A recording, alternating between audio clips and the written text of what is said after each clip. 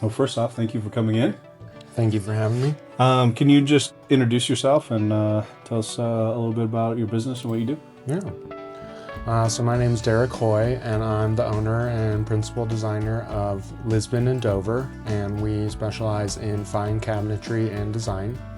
And so basically what I mean by that is any space that entails cabinetry, we'd love to be involved in it and crafting the design and executing it. Love it. Yeah. What inspired you to start your business, and what was your background that kind of led you to get started? Yeah. Well, I'd reached a pivotal point, I think, in my career. It was about 7 years in, and I had a variety of background experience, and I had worked for 3 different small companies at the time, ranging from a cabinet manufacturer to a developer, and then kind of finally a high-end luxury kitchen and bath cabinetry studio. And one of my favorite things is from all of my mentors, the people I worked for, is I really learned what they did and didn't like about how they ran their businesses and how they interacted with clients. And so when I decided to go out on my own, I was like, I certainly don't know everything, but I know a good amount between design, cabinetry design, and then the business of running a showroom and a cabinetry business. So I figured, you know what, why not? And so, yeah. That's awesome. How did you pick your name, Lisbon and Dover? Yeah. Well, my mom is actually one of the reasons why I got into interior design. She's not a designer by trade. She's actually a nurse, but we moved a lot growing up, and no matter where we lived, she always made the house feel like home, like we had lived there for years. And so I always credit her to being one of the reasons why I got into design. So Lisbon Court is the first house I remember as a child, and then the first house she remembers as a child was in Dover, Delaware. Oh, cool. So, yeah. That's it's always nice to have a background and a story to your name, so I like that. What would you say is the most common misconception about what you do in your business? People think I just put boxes in their place, right? And I think there's a common misconception to what custom cabinets actually are, or what the true definition of a custom cabinet is, right? I think what a lot of people are referring to as custom cabinets these days are truly semi-custom, meaning there's a certain number of door styles, a certain number of finishes that you can choose from, and then a certain number of cabinets from a line catalog, right? To me, a true custom cabinet is limited by only 3 things: physics, the laws of nature, and the client's budget, right? If you want white Himalayan crocodile leather fronts for your master closet, like we can source that. Yeah. PETA might not be too happy, but it can happen. Yeah. So you talked about what makes a custom cabinet and the 3 things that kind of keep that.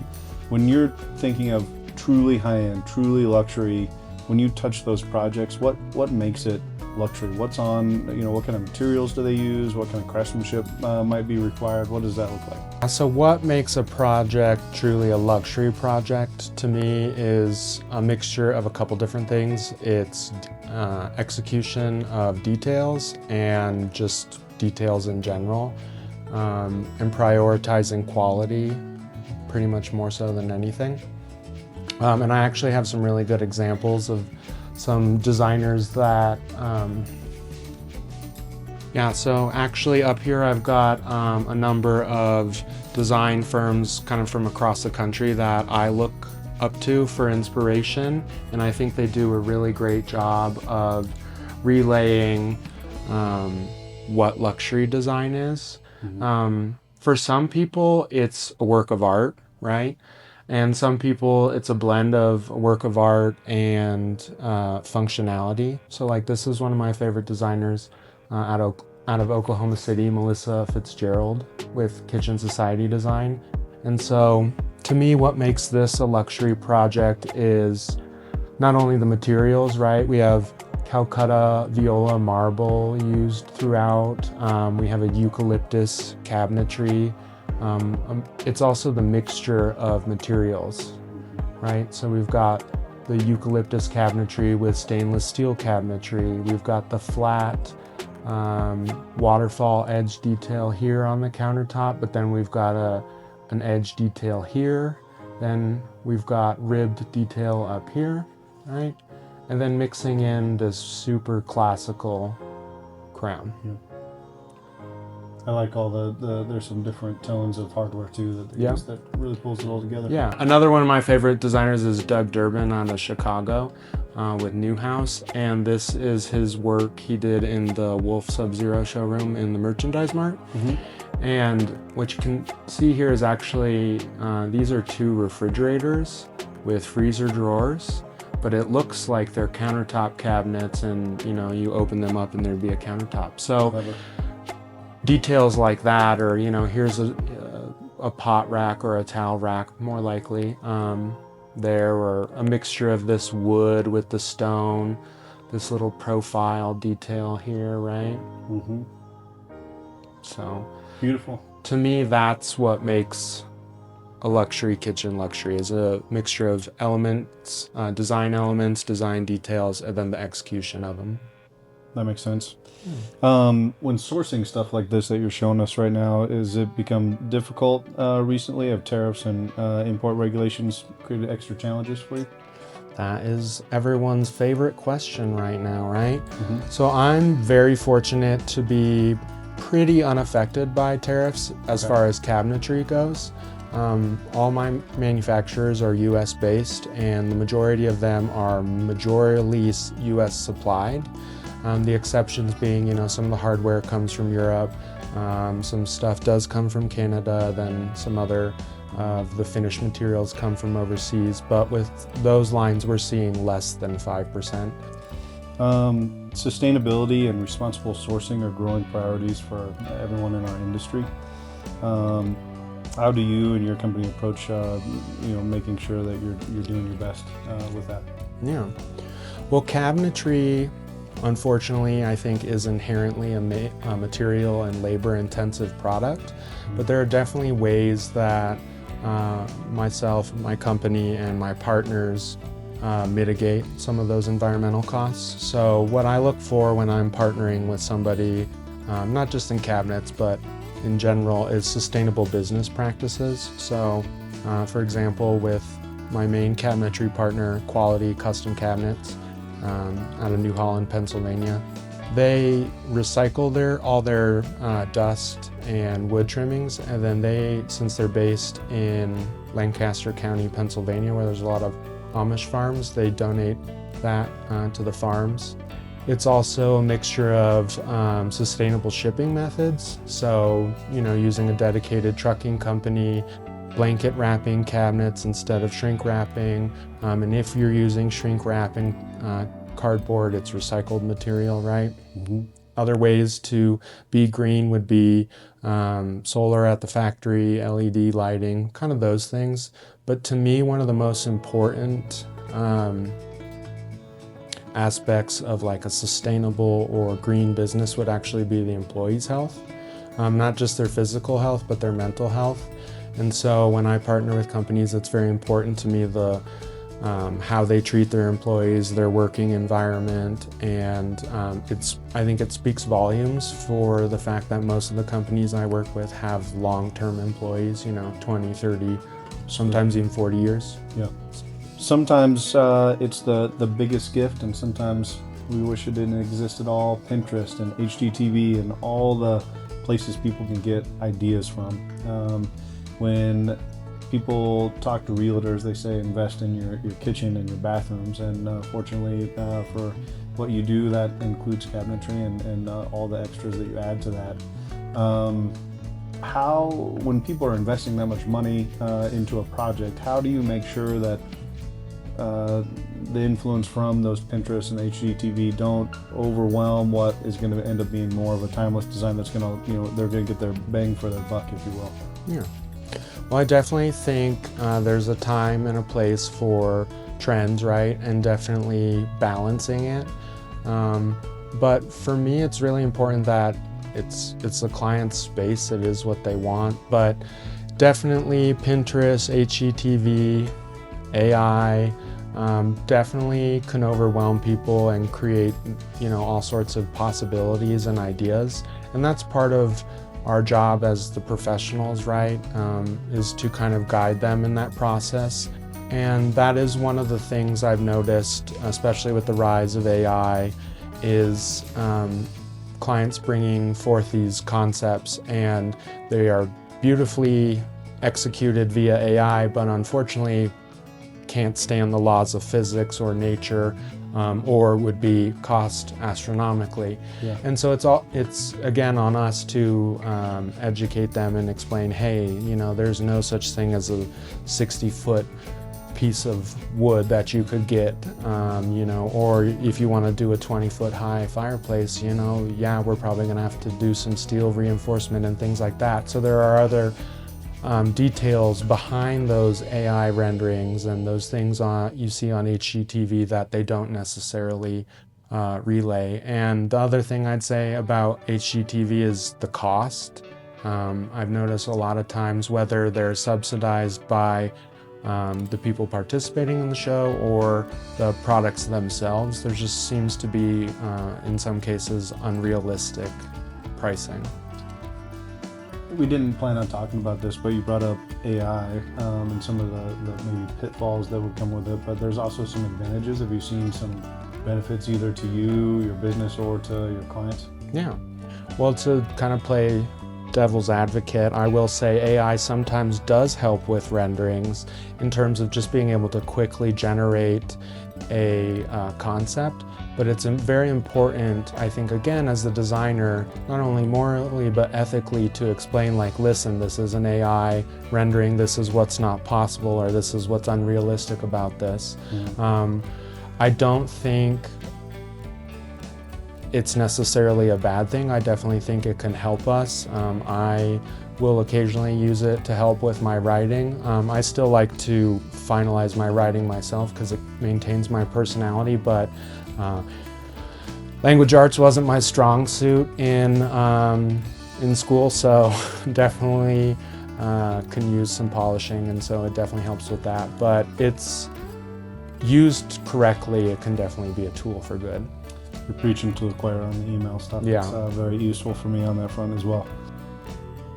I also come from the cabinet industry, so this question I think is going to be kind of a fun one.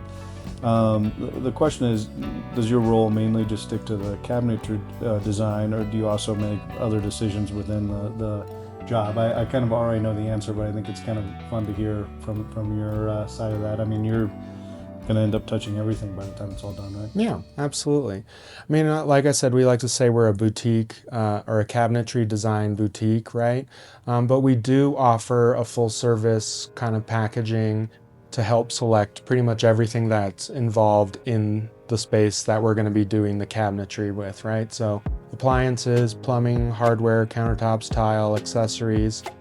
We will venture into furniture and lighting, but again, as it pertains to the spaces we're involved in, I'm not necessarily going to go out and specify a sofa or a bed, but never say no. For the right client we would, but really just sticking to the areas that would pertain to our cabinets. And at least touching the cabinets. Yeah, it kind of sounds exactly.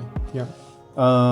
Do you have any favorite brands that you would want to bring up that people should explore? Yeah. Well, there's always the tried and true Rocky Mountain hardware, right? Everybody loves them. The quality's unmatched, the customization unmatched, right? Another one that I like in terms of quality and customization is Water Street Brass. Just exquisite details, craftsmanship is next level. And a newer one that I've recently discovered that I like, it's from across the pond, I believe, is Frank Allert. And creme and bolts are really popular right now, and different finishes, live-in finishes. So that's another one that I've got my eye on. Awesome. That covers some hardware. I'm sure that you have kind of your favorite right now with maybe countertop materials as well. Yeah, I am a natural stone guy. One of my mentors really instilled in me kind of the qualities of natural stone and the beauty of it. And so I will occasionally use quartz and man-made material, but give me a quartzite or a soapstone any day. Got it. Yeah, that makes a lot of sense. And as long as we're touching on all the subjects, the other one you mentioned was tile. Any go-to tiles that you're exploring these days, either material-wise or brand-wise? Yeah, so Walker Zanger is one of my all-time favorites. Remember first hearing about it on, I think it was Flipping Las Vegas, and she was based in Las Vegas, obviously. Yeah. But would go to the Walker Zanger, and so I always appreciated them. Another one of my favorite tile lines is New Ravenna, because again, you can just customize anything. Mosaics, you can literally pick out each piece, what color you like. So that's one of my favorites right now. Walk us through a typical exchange between your ideal customer from first meeting with you all the way through when you're wiping off the countertop and the job is complete. Yeah. Well, I like to start off by saying we like to be involved as early as possible. And the reason for that is because we like to collaborate with everybody that's involved, not just the client, but the architect, the designer. If the builder or the contractor is already brought on board, that's a great time. And part of the reason why is we like to help be another set of eyes, right? And catch things that some people don't necessarily think about when it comes to cabinetry. So wall depths on returning walls or where we have appliances, soffit heights, soffit depths, appliance center lines, things like that. And it's all about collaborating. So if we're involved early enough, especially with say like a new construction project, you know, to be able to align certain details like aligning the kitchen range wall with the great room fireplace that's all the way across the way, aligning with the dining room, you know, stuff like that. I think it's definitely easier to catch that earlier and mitigate any sort of issue we might run into down the line. Would you argue that being involved as early as possible, there's no such thing as too early? I would say that, yeah. In light of how things can be in the industry in terms of lead times, like it never hurts to engage people a little bit earlier. And again, you know, to be able to catch things. And I don't want to say that there's ever a too late, but there is we're going to delay your schedule because you didn't get us involved soon enough. Yeah. Like what's that look like? Yeah, I mean, I'm very fortunate in that the majority of my manufacturers really are around an 8 to 10 week lead time year round. Right. So I would pretty much say 8 to 10, the minimum to get us involved would be 8 to 10 weeks out, but please don't do that. Yes. Yeah. Because there are other things that have to happen prior to that, right? We have to order samples, we have to measure, and you know, that process can take a month or two. So it really, the earlier the better. Obviously we just talked about lead time and the pitfalls of that. What are other common things that if you could say, man, I just wish this wouldn't happen again, or I wish everyone knew this, what would those things be? I would definitely say, unfortunately, what realistic product and labor costs are these days. Unfortunately, post-COVID, things have exponentially risen in cost. Can you still get a small kitchen cabinet package for $5,000? Yeah, but those days are, for the most part, if you want a real good quality, those days are long gone, right? But it's all about, I think, prioritizing for clients prioritizing what's important to them, right? If this is a forever home, then spend the money and invest in the things that are worth it. If it's a 2 to 3 year home or a flip, then don't. And then, are there any particular styles or movements that you especially excites you in design right now? Interior design movements that I'm really excited about would be kind of the personalization of spaces, as well as the use of darker colors, warmer colors. And again, I have a couple examples. Awesome. One of which, like this is one of my all-time favorites, done by a company out of the East Coast, KDW Home, and this is just like a little wet bar in between the kitchen, pantry, right? And so super personalized to the client. And then another one of my favorites that kind of speaks on the use of dark colors and maintaining the client's personality would be this, done by the Magus company out of Boston. And I mean, look at those rich greens and this gold mirrored backsplash, and you know, burgundy and purple. The light off the countertop. Light lights off. up the room still. That's great. Yeah, so just like, again, not being afraid to push the box. That's what I'm really excited about. First, thank you very much for coming in. Second, how can people find you in your business? Yeah, absolutely. Well, thank you for having me. This was something I had on my goals for this year, so Nice. Thanks for letting me cross that off. Yeah. And you can find us online at lisbondover.com, on Instagram. And then I'm excited to share that we do have a small studio space that'll be opening in 2026 here in Denver. So, Congratulations. Thank you. That's yeah. awesome. Yeah. All right. Well, thank you. Thank you.